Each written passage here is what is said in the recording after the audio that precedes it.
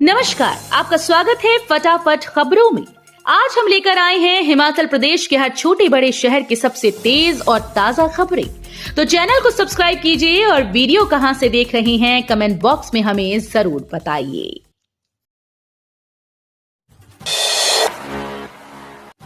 भाजपा के अहंकारी नेताओं को आईना दिखाएगी जनता, सीएम सुक्खू ने केंद्र सरकार पर साधा निशाना।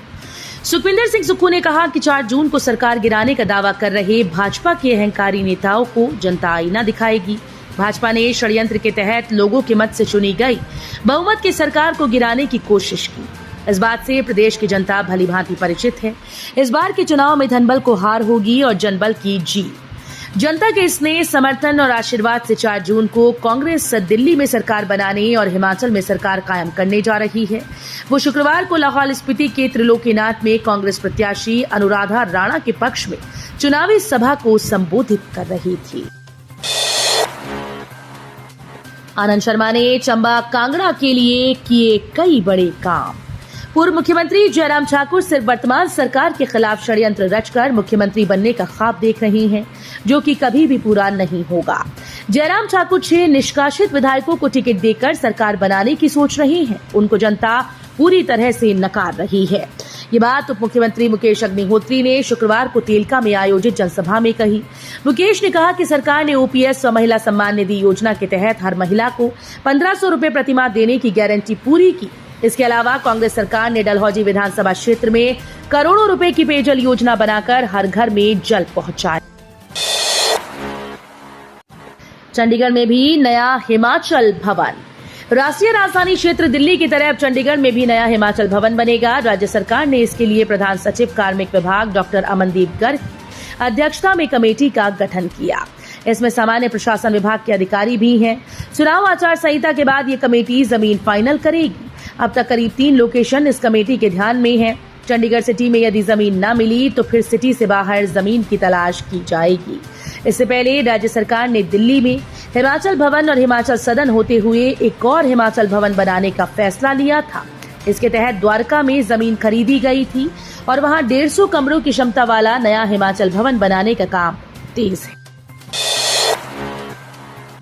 पीएम मोदी ने कैमरे में कैद की हिमाचल की तस्वीरें, इंस्टा पर डाला पोस्ट, लिखा ये कैप्शन।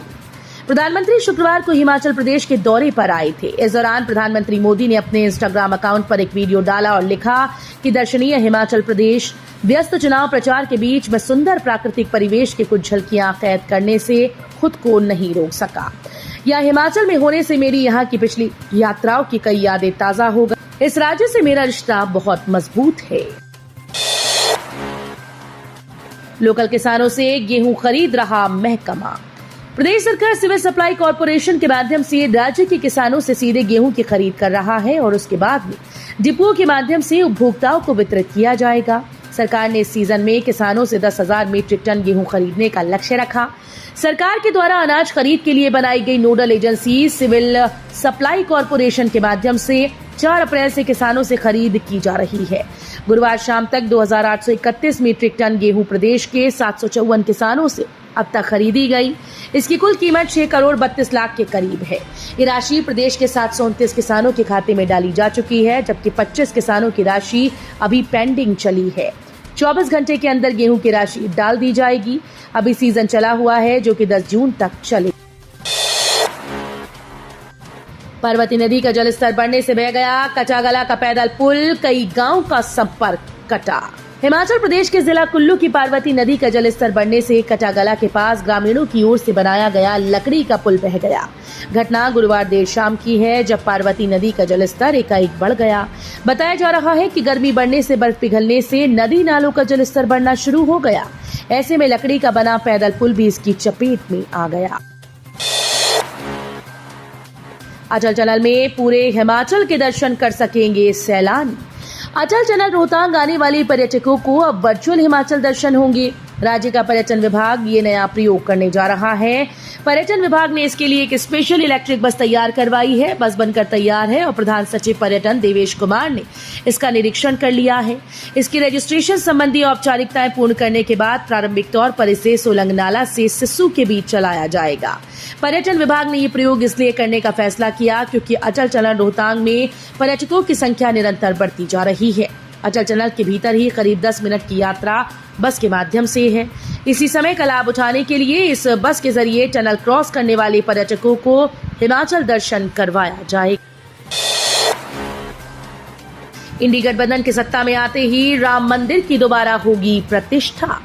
कांग्रेस ने प्रधानमंत्री नरेंद्र मोदी के हिमाचल दौरे को लेकर हमला बोला। पार्टी नेताओं ने पीएम पर निशाना साधते हुए कहा कि जिस प्रधानमंत्री को भयंकर आपदा के समय हिमाचल की याद न आई, आज वो किस मुंह से वोट मांग रहे हैं।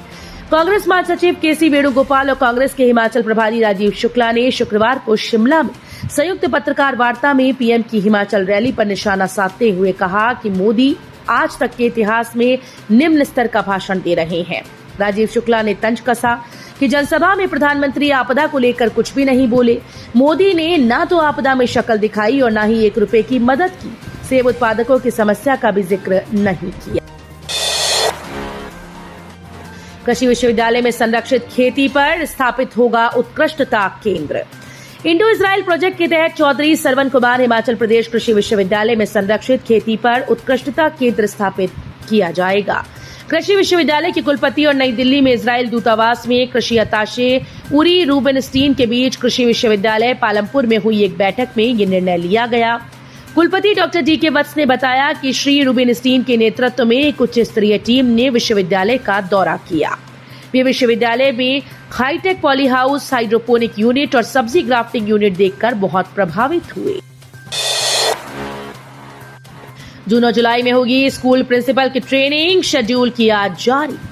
हिमाचल प्रदेश लोक प्रशासन संस्थान ने स्कूल्स के प्रिंसिपल और शिक्षा विभाग के कर्मचारियों के लिए जून और जुलाई महीने का ट्रेनिंग शेड्यूल जारी किया है। ऐसे में उच्च शिक्षा विभाग ने सभी जिला उपनिदेशकों को निर्देश जारी कर इस ट्रेनिंग में स्कूल प्रिंसिपल व कर्मचारियों को डिप्यूट करने को कहा। हर जिले से एक स्कूल प्रिंसिपल इस ट्रेनिंग में भाग लेंगे। शिक्षा निदेशालय में कार्यरत अधिकारियों को भी इस ट्रेनिंग के लिए डिप्यूट करने को कहा गया है। हिमाचल प्रदेश लोक प्रशासन संस्थान की ओर से इस दौरान ट्रेनिंग में भाग लेने वाले स्कूल प्रिंसिपल व कर्मचारियों के नाम ऑनलाइन पोर्टल पर देने को कहा गया। मैंने गोविंद सागर झील के लिए मंजूर करवाया 925 करोड़ का पुल, कांग्रेसी बताएं उनकी क्या भूमिका। केंद्रीय मंत्री अनुराग ठाकुर ने कहा कि अपने संसदीय हलके के 10 लाख लोगों के स्वास्थ्य की जांच उन्होंने अपने तौर पर करवाई। कुटलैहड़ में चुनाव प्रचार के लिए पहुंचे केंद्रीय मंत्री ने कहा कि सांसद मोबाइल स्वास्थ्य योजना के लिए किसी प्रकार की सरकारी मदद नहीं ली गई। व्यक्तिगत प्रयासों से ये योजना शुरू की और गांव-गांव तक सेवा ने लोगों के स्वास्थ्य की जांच की। निर्वाचन आयोग के उड़न दस्ते ने गग्गल में बोलेरो गाड़ी से पकड़ी लाखों की नकदी, शराब की खेप भी बरामद।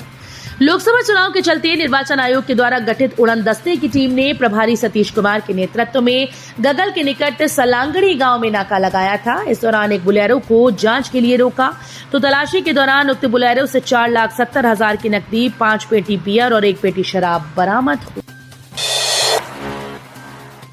अगले सप्ताह घोषित होगा बहुतकनीकी प्रवेश परीक्षा का परिणाम। तकनीकी शिक्षा बोर्ड के द्वारा आयोजित की गई बहुतकनीकी प्रवेश परीक्षा का परिणाम अगले सप्ताह की शुरुआत में घोषित कर दिया जाएगा।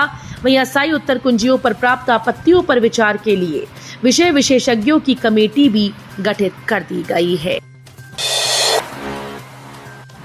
नूरपुर पुलिस ने जवाली में दबोचा मंडी का नशा तस्कर, कार से पकड़ी चरस की बड़ी खीर।